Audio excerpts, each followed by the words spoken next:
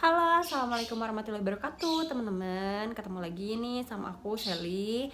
Nah, teman-teman, karena kebetulan aku sedang menjalankan WFH pada hari ini, aku mau membuat video dulu nih di sela-sela aku WFH. Videonya apa? Jadi teman-teman, video ini aku buat karena banyak banget yang bertanya sama aku, sampai aku keteteran menjawabnya. Teman-teman sering banget bertanya gimana sih caranya menyembuhkan endometriosis, adenomiosis, atau ada juga yang nanya mioma uteri, PCO. Nah teman-teman, kalau menurut aku nih, dari literatur yang aku baca, dari konsultasi aku dengan dokter spesialis kandungan, dari apa yang aku pelajari saat aku sekolah dulu gitu kan. Jadi teman-teman, endometriosis itu aku ambil garis besarnya endometriosisnya ya teman-teman. Karena sejujurnya penanganannya hampir-hampir sama sih sebenarnya. Nah teman-teman, tips yang pertama yang mau aku kasih tahu ke teman-teman adalah untuk melakukan penekanan endometriosis itu yang harus dijaga adalah makanan. Jadi seperti yang video sudah aku ceritakan kemarin nih di video-video sebelumnya, makanan itu memang terkadang ada dokter yang memang menganjurkan makannya ini. Ada juga sih yang dokter yang udah makan aja gitu. Nah itu kembali ke pilihannya teman-teman sebenarnya ya.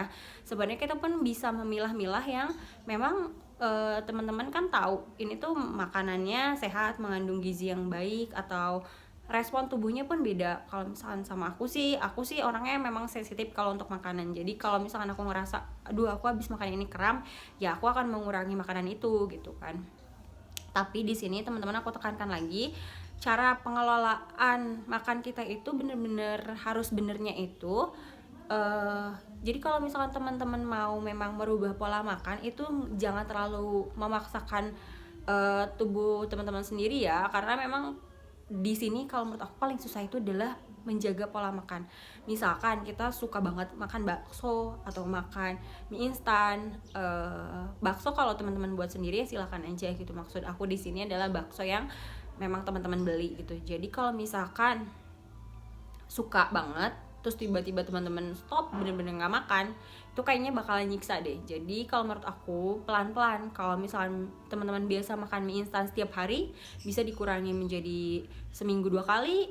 Nanti kalau udah berhasil seminggu 2 kali, teman-teman bisa seminggu sekali, 2 minggu sekali, sebulan sekali. Mungkin lama-lama teman-teman akan terbiasa untuk tidak memakannya lagi gitu. Tapi kalau teman-teman maksain banget, bener-bener stop banget, itu kayaknya hasilnya tuh biasanya paling lama bertahannya tuh cuma sebulan gitu. Karena itu terlalu instan gitu. Sesuatu yang instan dipaksain itu nggak bagus gitu. Jadi mendingan teman-teman pelan-pelan aja gitu kalau misalkan mau merubah pola makan. Itu yang pertama ya teman-teman, menurut pengalaman aku. Nah untuk yang kedua adalah harus olahraga yang teratur gitu. Nah olahraga teraturnya terserah teman-teman aja gitu kan. Bisa melakukan gerakan-gerakan yang simple di rumah gitu, tapi teratur. Jadi jangan misalkan teman-teman nih cobain olahraga nanti sebulan enggak gitu kan, 2 bulan enggak gitu, itu yang salah. Jadi teman-teman mungkin melakukan pergerakan-pergerakan kecil tapinya berkesinambungan terus menerus, misalkan sehari minimal 15-30 menit gitu kan, tapi terus-terusan. Jadi jangan sampai kayak tadi sekarang olahraga 3 bulan nggak olahraga, ya itu sama aja bohong gitu. Teman-teman bisa pilih olahraganya yang sesuai kemauan teman-teman. Kalau aku biasanya sukanya berenang, tapi karena pandemi covid ini akhirnya aku memutuskan untuk bermain sepeda. Biasanya aku main sepeda kurang lebih habis sholat subuh keliling sebentar, mungkin 15 menit atau setengah jam lah gitu keliling naik sepeda. Habis itu pulang, mandi, berangkat kerja gitu kan. Nah kalau misalkan weekend biasanya itu kelilingnya agak lebih lama, karena kan kalau aku berangkatnya habis subuh itu biasanya nggak terlalu banyak orang ya, jadi kita nggak bersinggungan sama orang juga gitu. Kalau misalkan menurut aku keluar untuk berolahraga dan kita secara sendiri tidak bersinggungan sama orang ya nggak masalah, monggo silakan aja gitu kan. Teman-teman udah dewasa pasti teman-teman ngerti yang baik yang buruknya yang mana gitu. Nah cuman yang harus dipisahkan di sini adalah ketika aku memberikan edukasi kepada orang atau pasien untuk melakukan olahraga, biasanya nih kalau ibu-ibu bilangnya saya udah olahraga, nyuci piring, nyuci baju, ngepel gitu. Mungkin harus dipisahkan gitu kan. Sekalipun teman-teman melakukan peregangan saat ngepel gitu, Tapi kalau jiwanya misalkan teman-teman melakukannya dengan tidak happy, misalkan lagi ngepel itu perasaannya lagi suntuk atau gimana, itu juga nggak bagus. Mendingan memang diluangkan waktu untuk benar-benar melakukan peregangan sendiri. Jadi biasanya nih kalau aku habis subuh melakukan peregangan itu, olahraga kecil itu hawanya juga beda, udaranya pun beda. Mungkin teman-teman bisa coba pengalaman aku untuk melakukan olahraga ini, karena jujur aku pun bukan seseorang yang suka olahraga.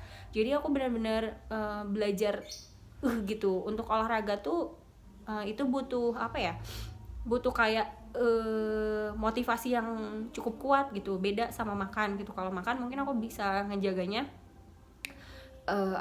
lebih ke hawa nafsunya kan. Tapi kalau olahraga, kemauan kita untuk berolahraga itu gimana gitu. Nah, penting banget sih sebenarnya olahraga, teman-teman.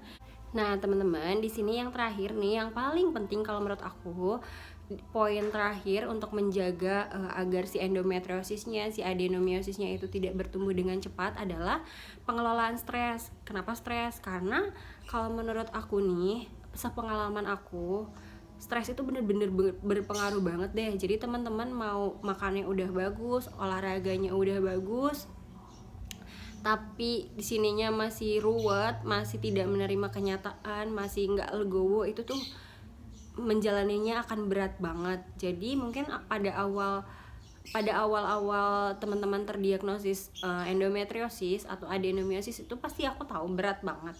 Tapi nggak ada gunanya juga sih mengeluh kenapa sih harus saya gitu, kenapa sih harus aku gitu kan. Itu nggak ada gunanya sama sekali, teman-teman.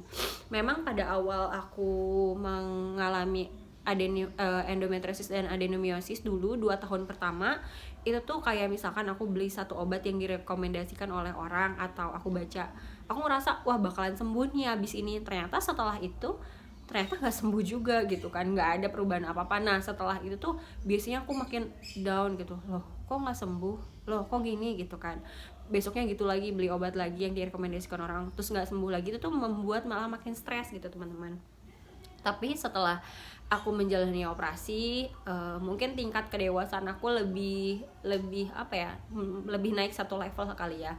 Jadi aku udah nggak lagi mengeluh tentang sakit aku. Jadi biasanya aku menjalannya ya udahlah gitu, mau gimana lagi. Aku menjalani hari-hariku, berusaha menjalannya dengan enjoy, dengan happy, dengan lebih bersyukur. Kalaupun misalkan Tuhan atau Allah Subhanahu wa taala memberikan cobaan, ya memang itu sudah jalan hidupku. Jadi paling penting di sini adalah kembali lagi pada keyakinannya teman-teman masing-masing, lebih legowo, lebih menerima kehidupan ini dengan penuh syukur.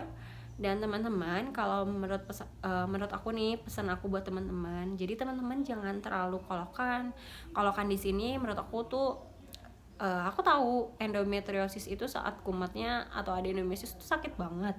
Tapi kalau teman-teman membuat orang-orang di sekitarnya panik saat kesakitan, itu nggak ada gunanya juga. Karena apalagi keluarganya mungkin awam tentang penyakit ini, jadi itu akan menambah beban si suami, si orang tuanya gitu kan, kasihan gitu. Jadi teman-teman kan mungkin sering baca, sering konsultasi ke dokter, sering googling. Jadi mungkin teman-teman akan lebih mengerti. Jadi stop untuk memberikan beban kepada orang lain. Cukup kita aja, dan kita harus lebih bersyukur. Jadi teman-teman harus membangkitkan semangatnya sendiri sih. Orang itu kan punya cobaannya masing-masing, lebih ke situ aja sih kalau menurut aku. Jadi cobaan setiap orang kan berbeda-beda ya, mungkin ini cobaan kita, jadi teman-teman harus lebih legowo. Kalau itu sih kalau menurut aku ya. Intinya sih mungkin lebih bersyukur akan kehidupan ini ya. Udah mungkin gitu aja teman-teman. Jadi poin pentingnya adalah menjaga pola makan, olahraga yang teratur, dan yang paling penting adalah teman-teman harus menghindari stres itu. Kalau teman-teman udah stres kan jadi nggak bisa tidur, susah tidur, makan yang jadi nggak nafsu, boro-boro mau olahraga, jadi semuanya kacau. Kalau teman-teman stresnya udah mulai tinggi nih, jadi teman-teman harus lebih bersikap ya udah gitu, ya udah mau gimana lagi, udah usaha, udah berdoa. Kalau jalannya masih tetap kayak gini ya dijalani aja, nggak ada pilihan lain kan selain harus menjalaninya. Nah, teman-teman, segitu dulu. Teman-teman sehat selalu. Apalagi mungkin dalam wabah ini ya, yang bener-bener nggak keluar sama sekali dari rumah. Ya teman-teman bisa menjalaninya dengan kayak misalkan cari hobi yang lain. Contohnya teman-teman sukanya apa, suka menanam gitu, suka memasak, atau apapun yang teman-teman suka lakuin aja. Kalaupun misalkan kayak aku nih, aku suka banget bertanam kayak gini nih, tanamannya aku masukin ke dalam keranjang basket kayak gini. Walaupun halamannya sempit, tapi ya gimana caranya kita menata rumahnya dengan baik gitu kan. Kalau itu yang lagi aku suka, yang membuat aku lebih happy, ya lakuin aja. Kalau teman-teman bisa bikin teman-teman happy adalah memasak, ya memasak aja. Kalau teman-teman happynya menjahit, ya menjahit aja gitu. Jadi cari sesuatu yang benar-benar bikin teman-teman happy. Jadi nggak mikirin suntuk, mikirin endonya mulu, kista mulu dipikirin gitu kan. Itu kan nggak ada gunanya juga. Jadi carilah sesuatu yang lebih positif untuk dilakukan teman-teman. Nah, kepanjangan kan ngomongnya jadinya. Nah, ya udah gitu aja teman-teman. Wassalamualaikum warahmatullahi wabarakatuh. Dadah.